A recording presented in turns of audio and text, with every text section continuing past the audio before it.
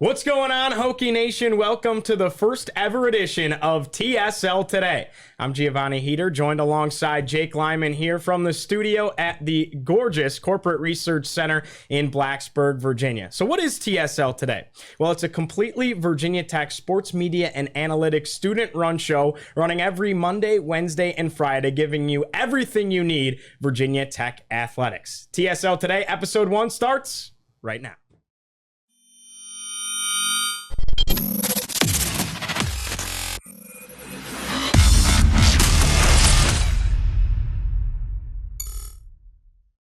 Welcome back on TSL Today. So how we're going to split up this show is going to be 10-minute segments where you break everything up between news and updates, then we're going to bring on a guest, and then we're going to go ahead and wrap things up with something special depending on the day, Monday, Wednesday, or Friday, whether that be trivia, Hokies in the pros, going over the weekend's games, anything like that. But Jake, I mean, how stoked are you? I know you're going to be gone soon, but to be a part of a new beginning here at TSL. No, it's great, and I think it's always awesome that Will and Chris and everybody who runs the show here at TSL allows students to have so much free reign to make content. It's going to be a lot of fun. Today, David Cunningham's going to come on and talk a lot about some basketball coming up in just a few weeks, and we've got a lot to talk about, so I'm excited to get started and get TSL Today underway. Yeah, no doubt about it. Now, it's safe to say that maybe the football season hasn't gone the way that many people may have liked, but we're just under 3 weeks away from Virginia Tech basketball season, and that kind of brings us in to our first set of news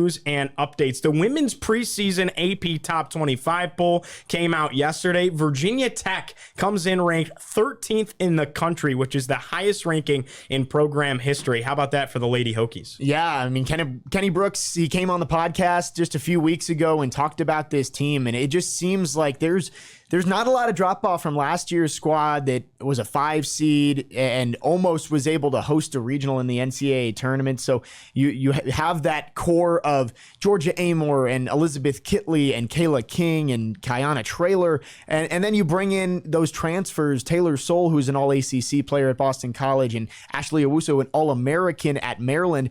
Kenny Brooks' squad, I mean, I'm excited to watch this team play. They've got some big games on that schedule. The one I think everybody looks at is that early December trip to Knoxville.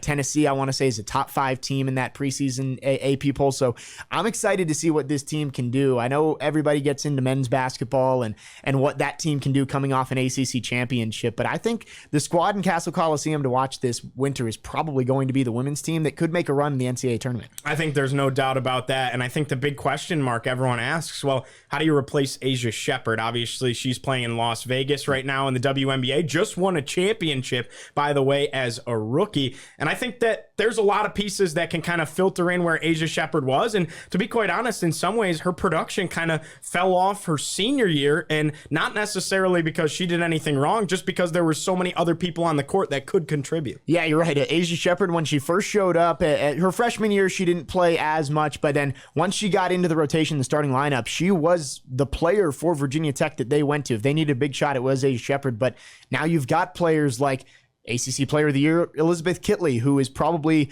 your best player, and then Georgia Amor on the outside, who can do a lot of the things Asia Shepherd can do shooting the ball, but also can get to the rim. We saw that in the ACC tournament last year with that big win against North Carolina.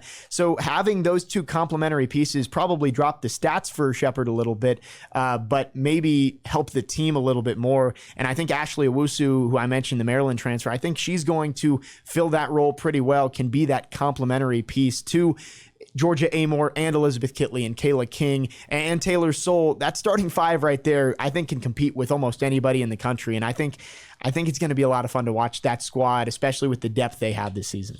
Well, the Virginia Tech men's basketball ACC preseason rankings have officially come out. Virginia Tech is picked to finish 7th in the ACC. Justin Mutz is a preseason second-team All-ACC player. And then Hunter Couture also received a vote for ACC Player of the Year. Now, the women's side, that information will come out at 5 p.m. today. Obviously, you're going to have teams like NC State, Louisville, Tech, North Carolina, maybe a little Notre Dame action towards the top. So a lot of big talent in the ACC on the women's side. But how about Tech being picked 7th on the men's side? Yeah, I think that's probably a little lower than a lot of Hokies fans were hoping coming off winning the ACC tournament, which The tournament is obviously a great accomplishment. Tech hasn't won the ACC tournament in program history before last year, but it also is just a tournament. It wasn't the full season, which is more what that preseason poll is about. It's what the standings are going to be, less about the tournament. So I think Tech fans may be a little disappointed. We're thinking they'd be in that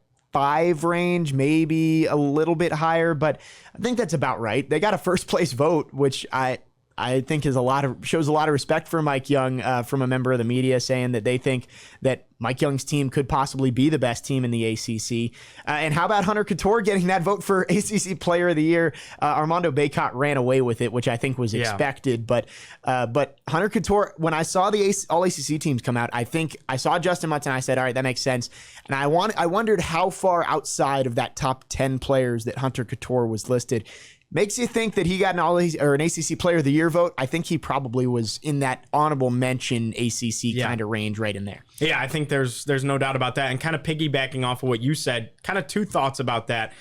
Armando Bacot coming back after a national championship appearance is just good for the sport of college basketball. Not good for Tech and the rest of the ACC, unfortunately, but you don't get guys like that coming back and not going to the pros after the year he put up last year. I mean, that's just good for the sport at the time we're in collegiate athletics right now. And I think maybe NIL has a lot to do with that and stuff like that. But how about that? Well, it's not just Bacot. It's Caleb Love. It's RJ Davis, both coming back for UNC. It seems like that team is just ready to run it back after coming so close to a national championship last season. UNC is going to be a team to beat. I want to say they were ranked number 1 in the preseason AP poll as well. They were. So that's going to be a fun one when they come to Castle Coliseum. That's the only game that Tech plays against UNC, barring a matchup in the ACC tournament or the NCAA tournament. But first ACC game, possibly against the number 1 team in the country inside Castle Coliseum. That's going to be an electric atmosphere. And it's on the same day as that trip to Knoxville that I just mentioned. So December 4th, what a day that's going to be for Virginia Tech basketball as a whole. Yeah, you got the women playing against Tennessee. You got the men hosting North Carolina. And then how about Hunter Couture? We'll talk about this a little bit. Do you think he is the best player on this Virginia Tech team? Yes, he put up an astonishing performance, especially in that ACC championship game against Duke, but kind of streaky throughout the year, a pure shooter. What are your thoughts as far as him getting a vote for ACC Player of the Year? Well, I think you look at this Virginia Tech team, and you see a lot of guys that the Hokies are hoping take the next step. Sean Padula showed a lot of flashes last year. Darius Maddox, the buzzer beater against Clemson in the ACC tournament. Guys like Grant Basile transferring over and John Camden coming from Memphis. Those are guys that you're hoping can take that step and be productive ACC level players. But you've got 2 guys who already are. They've already shown that they can do it in Justin Mutz and Hunter Couture. Can those guys be your stars with your more experienced players, Storm Murphy and Keve Aluma, moving on in the offseason? Can those guys like Mutz, like Couture, really step up? And I think that accolade for Mutz being second team all ACC in the preseason and Hunter Couture getting a vote for preseason player of the year shows that I think the league is noticing that these guys could be superstars this season for Mike Young. No doubt about it. All right, well, we're going to have more Virginia Tech men's and women's basketball coming up. When we talk to David, I'm sure he's going to want to dive into that. He's been doing a lot of writing, covering the basketball team, but it's worth mentioning Virginia Tech women's soccer. How about this team? Virginia Tech took down UVA a couple of days ago. They led 1-0 at half. They gave up 2 goals within 13 seconds on each other to give UVA a 2-1 lead, and then 2 goals were scored by Taylor Bryan in the final 10 minutes and 30 seconds to tie UVA. The second goal was scored with 39 seconds to go. Taylor has 4 goals in the last 5 games. Tori Powell assisted on both. And then Notre Dame comes to town when they face Notre Dame at Thompson Field on Thursday at 7 p.m. Yeah, I've always thought for Virginia Tech trying to get that first team national championship that soccer is one of those sports where it's just so random at times. You could have the most talented team, but a bounce of the ball could end up making your team lose in a 1-0 game. So I look at this women's soccer team. They've already had some big wins. They beat UNC earlier this year. I think that if they get into the tournament, which is very likely considering the tough schedule that they play in the ACC, that's a team that can make a run. We saw a few years ago the 2 national championships in soccer went to Santa Clara and Marshall in the same year. It's not like these are UNC and Duke and and Stanford and these powerhouses. if you get into the tournament, you've got a shot in soccer. So I think Chugger Adair's squad, that's going to be one to watch when the postseason rolls around. Yeah, and shout out to Nick Brown, the best podcast producer in the land behind the scenes, the PA announcer for both Virginia Tech men's and women's soccer. Well, I think this is a great time to take our first break of the day. Coming up next on TSL Today, we'll bring on our first guest of this brand new show. David Cunningham joins us after this.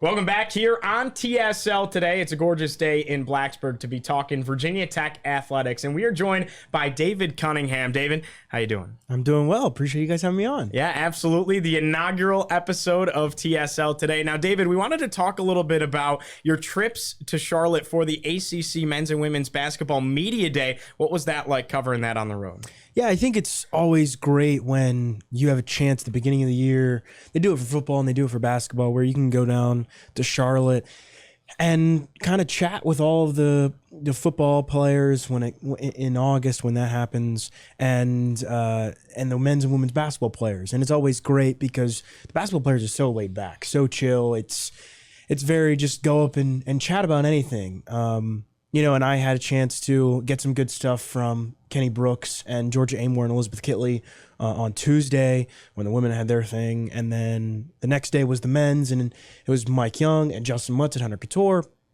And it's really interesting because you get kind of a sense of how the league views the Virginia Tech teams, right? I cover Virginia Tech, obviously. So it's interesting for me, too, to get a different perspective of everybody else around the league, too. You mentioned that you got to talk to Georgia Amore, and you talked to Sean Padula and his family earlier this week, earlier this month, and you got a few features on those players. What's it like to learn some of the stories of these players that obviously all these Tech fans know what they can do on the court, but kind of learn the stories of how they were recruited, why they came to Tech, and some of their family life and stuff like that? Yeah, I feel like as a journalist, right, like that's one of the things that I enjoy the most, is being able to tell people stories. I wrote some stories last year on Justin Mutz and Hunter Couture, and how Justin Mutz ended up at Virginia Tech, and how Hunter Couture's dream was to play in the NCAA tournament, and one of them, and he did that. And I started off the basketball season, I should say, with a story on Sean Padula, and I talked to his family. I talked to his dad and two brothers, and it was cool. He's one of 9 kids, so it was cool to kind of get the perspective of what it was like growing up in Edmond, Oklahoma, with 8 other siblings, and how chaotic it was, but get a sense of who they are as a person. Same with Georgia Amore. She's obviously from Australia, so I did not contact her parents about it, just because the time difference and having an opportunity to chat with them, set up a phone call, would be a lot more difficult due to the time difference and everything. But I did get some good stuff from Georgia and from Liz Kitley, who her and her family took Georgia Amore in during COVID. Georgia basically lived with the Kitleys during COVID in Summerfield, North Carolina for that entire summer. So what that experience was like. And Kenny Brooks had some really good stuff, which he said on the Tech Sideline podcast a couple weeks ago, but I also followed up with him and asked him some more stuff about how he traveled to Belarus to recruit Georgia Amore. So wow. It's a very, everybody has a unique story, and to be able to tell it, that's one of the things I take good pride in. And I think both of them have really unique stories. It's just kind of coincidence that they're both the starting point guards. But to be fair, like on the women's side, everybody knows Elizabeth Kitley's story. That's been talked about. And there aren't a lot of people who've kind of decided to talk about Georgia's story. Yeah. So I kind of took it upon myself. David, you've been doing this for about a year now with Tech Sideline. This is pretty much your second full year now as a writer over here. Where are some of the coolest places you've gone in the ACC, or maybe outside of the ACC, the experiences you've had in the past year?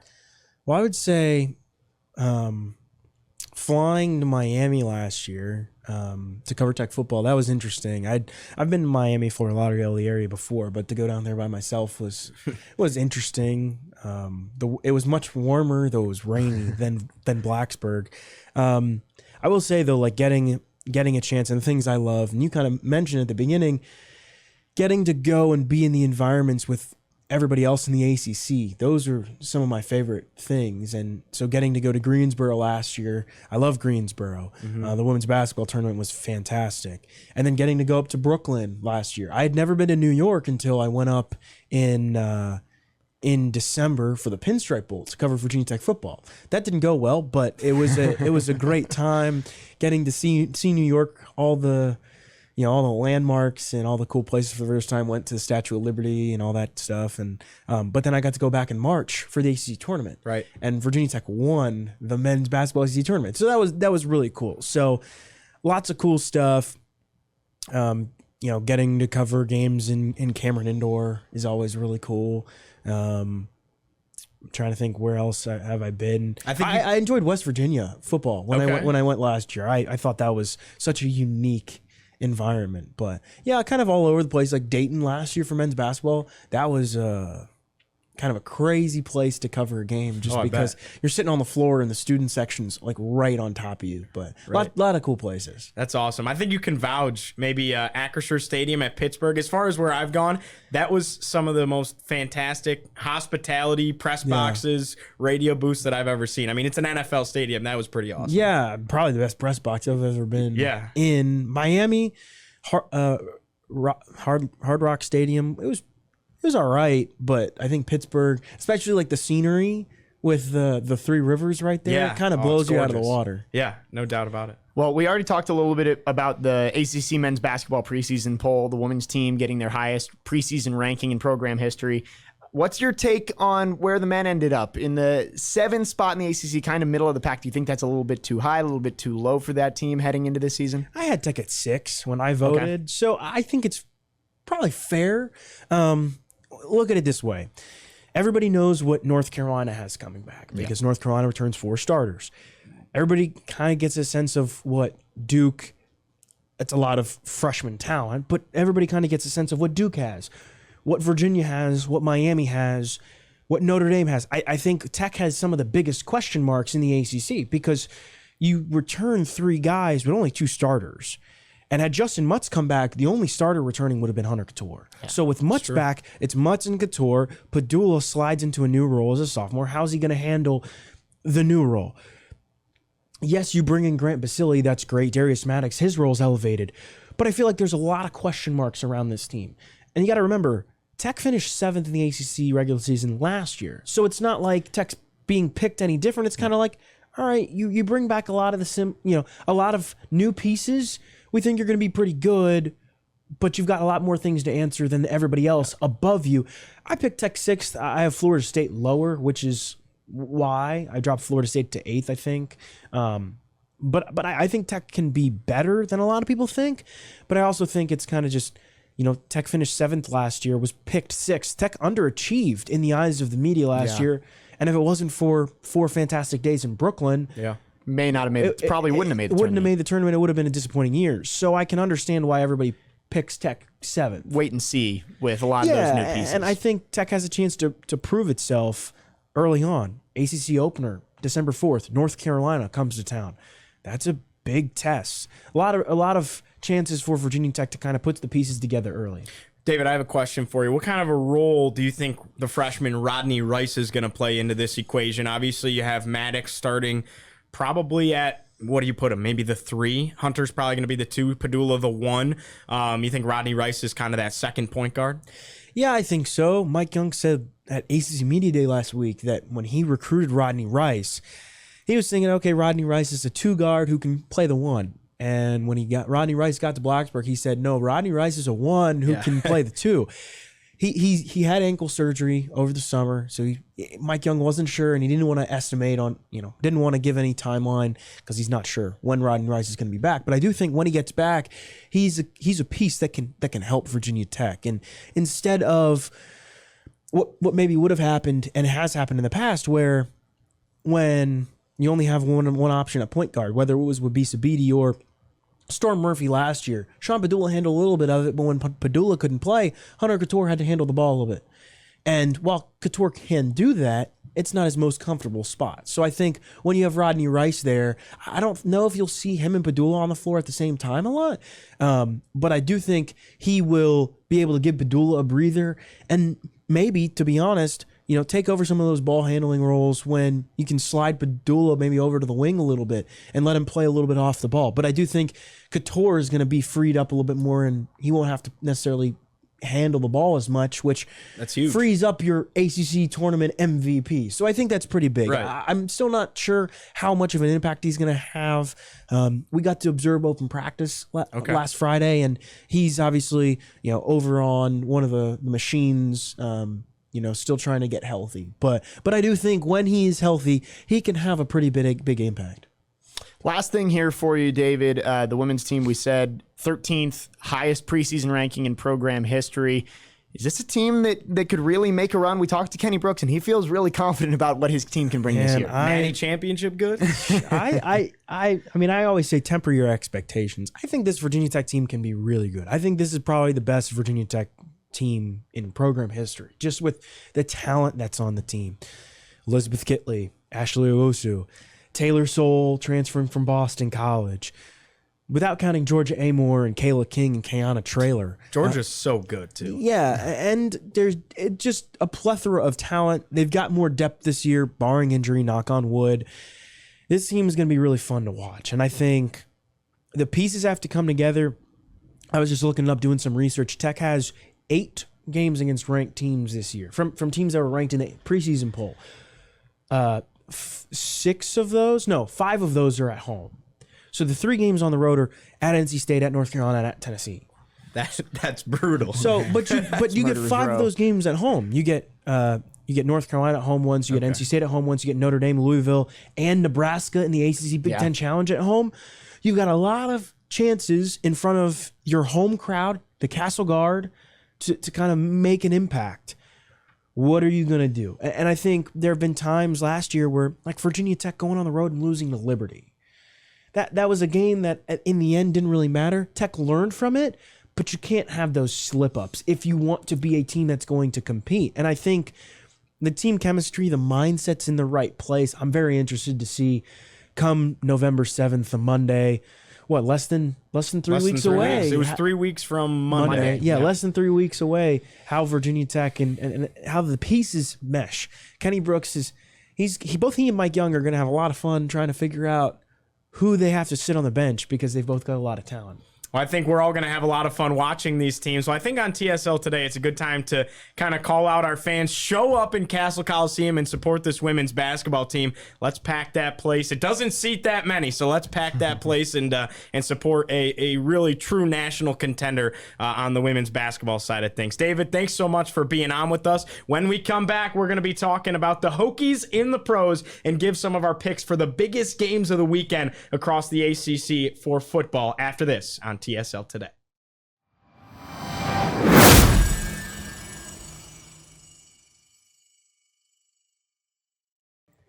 Welcome back here on TSL Today. Today, we bring you our last segment for our inaugural episode. Giovanni Heater alongside Jake Lyman. Jake, let's talk about Virginia Tech football, Hokies in the pros. Who you got for your biggest performance this week? Well, I'm actually going to go with 2, but they're tied together. I'm going with both of the Edmonds brothers. Okay. These 2 guys, they were stars at Virginia Tech, and everyone knew Tremaine was going to be a first-round pick, and he ended up going to the Buffalo Bills.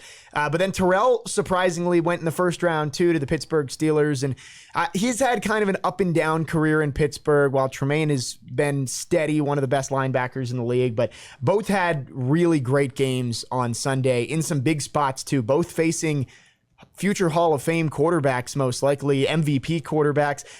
Tremaine and the Bills took down Patrick Mahomes and the Chiefs in what is probably the game of the year to this point in the NFL. He led the team in tackles, and it felt like almost every single play I was noticing him on the screen. And the same with Terrell on the other side. Again, I think he's in a contract year with Pittsburgh. They didn't pick up his 5th-year option.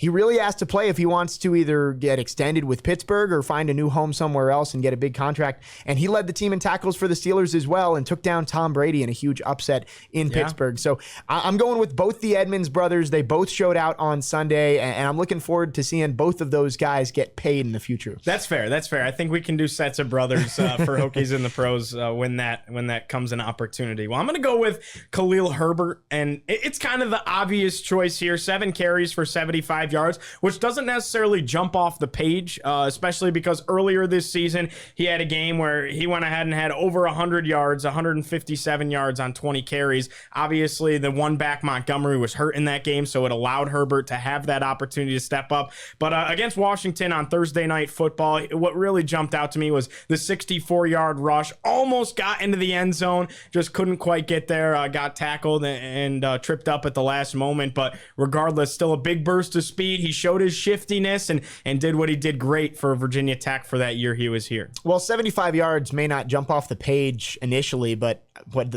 it's probably like 90% of the Bears' yardage in that game. That's true. Thursday Night Football needs to step up this week. I want to say it's Cardinals Saints. I don't know if there are any Hokies in that game. Maybe one or two.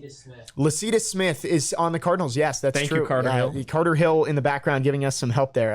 And I want to say Tay Daly was on the Cardinals in the preseason too, but he got hurt. So maybe Lacita Smith, if he can pave some holes for James Conner, maybe we'll see him on Hokies in the Pros next week. No doubt about it. Well, yeah, we'll have Hokies in the Pros coming up. That's going to be every Wednesday on TSL Today. Monday, trivia. Friday, we're going to talk about the entire ACC football schedule coming up. Once we get into basketball season, maybe we'll switch things up, kind of a play it by year. Jake, let's go ahead and move into picking our biggest ACC football game of the week. Who do you have?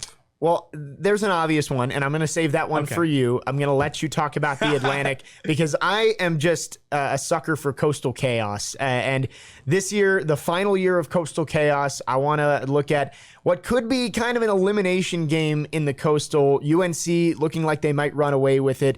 And the last two teams they beat, Miami and Duke, play this weekend in Miami. Those two teams both have had games where it looks like maybe this team could contend for a Coastal title and other games where they do not look like that whatsoever. So I'm interested to see which one of these teams can really come through, both of them with tight losses to North Carolina over the last 2 weeks. Everybody's chasing Drake May and the Tar Heels right now, and one more loss, especially for Duke, who already has 2 ACC losses, they would be out of contention. And I think 2 losses and not having the tiebreaker with UNC, you're probably not going to have a chance. So I'm looking at that one. Miami, a 9-point favorite. Can the Hurricanes string together 2 wins in a row and maybe put a little bit of pressure on the Tar Heels heading into the last half of the season? Let's go ahead and pick them, Jake. Who you got winning that one?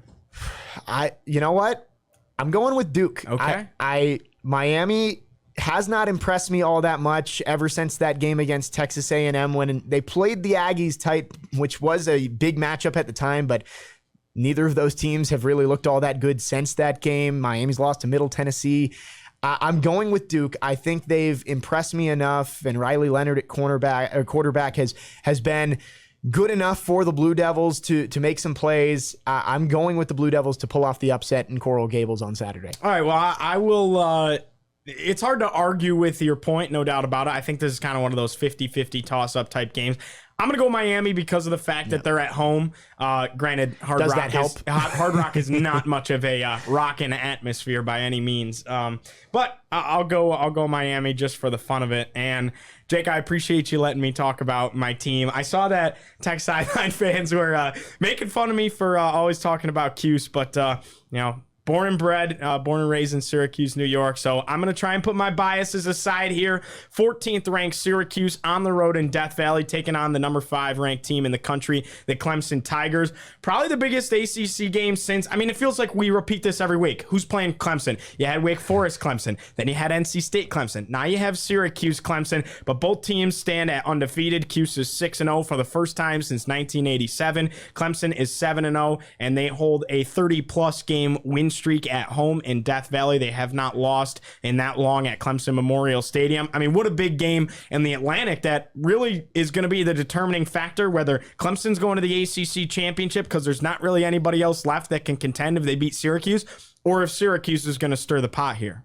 Yeah, Syracuse, they look good. 6-0. They beat NC State without Devin Leary, obviously, but they're 6-0. You can't take anything away from them. They're a top 15 team in the country, and they've impressed. Garrett Schrader has really turned into a really solid quarterback for them, which was kind of what they've been missing over the last couple of seasons when You've seen them kind of get on the verge of being one of the top teams, but then having some struggles, especially against Clemson. There's been those big games. They won in the Carrier Dome a few years ago, but had that chance to knock them off in Death Valley, I want to say in 2019, and just didn't quite finish it off. Travis Etienne scored a touchdown there. So this is a big game for both of those teams and for the ACC's college football playoff hopes. I'm not so sure that even if Syracuse wins this game, they're a playoff contender. So if Clemson goes down, that might be the ACC's last chance to get one of those 4 teams at the end. Yeah, no doubt about that. It's a noon kickoff on ABC. Sean McDonough and that prime ABC, not prime, I should say, that noon slate, but kind of your number 2s as far as the ABC slate goes. Crew is going to have the call. Obviously, we follow the broadcasters being sports media and analytics students. Clemson opens up as 13. Well, they opened up as 14.5-point favorites. It's down to 13.5. Kind of your thoughts on the spread. Now, I'm not a betting man, but if I was, I might take Cuse to cover.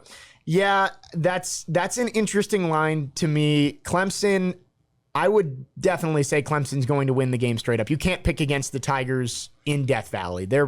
They're pretty much unbeatable there, as you said. I want to say is it the longest streak at home all time? Yeah. So Clemson, they do not lose at home.